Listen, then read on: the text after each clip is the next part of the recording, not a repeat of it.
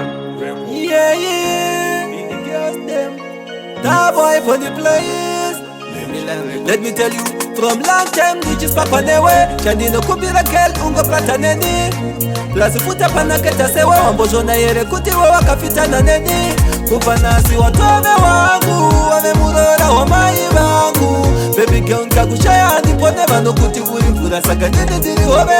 Kufanasi watome wangu Wame murora wa mai wangu Baby girl nkakushaya hadi pone Vano kutivuri mfura saka nini diri hobe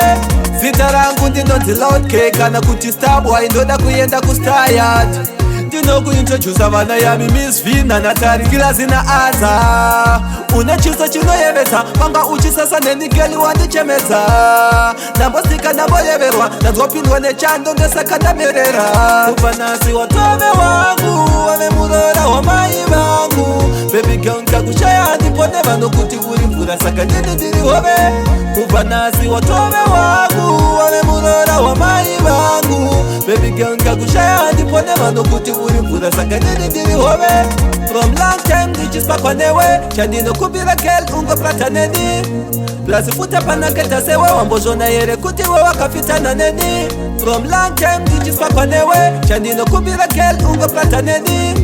Plazi futa panaketa sewe Wambojo na yere kutiwa wakafita na neni Kufanasi watome wangu Wame murora wa mai wangu Baby girl nkakushaya hadi pone Vano kutivuri mfura saka nini diri hobe Kufanasi watome wangu Wame murora wa mai wangu Baby girl nkakushaya hadi pone Vano kutivuri mfura saka nini diri hobe Zita rangu ndino loud cake Kana kuti star boy ndoda kuyenda kustayat Ndino kuintroduce vana yami Miss Vina Natari kila zina aza Unechisa chino yevesa Panga uchi sasa neni geli wandi chemeza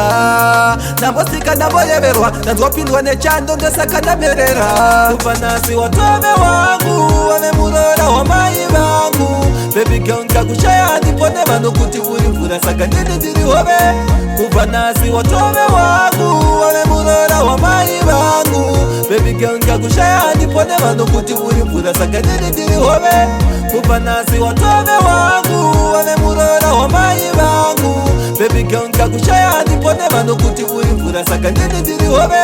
Kufanasi watome wangu Wame murora wa mai wangu Baby girl nkakushaya hadi pone Vano kutivuri mfura saka nini diri hobe Kufanasi watome wangu Wame murora wa mai wangu Baby girl nkakushaya hadi pone Vano kutivuri mfura saka nini diri hobe Kufanasi watome wangu Wame murora wa mai wangu Baby girl nkakushaya hadi pone Vano kutivuri mfura saka nini diri hobe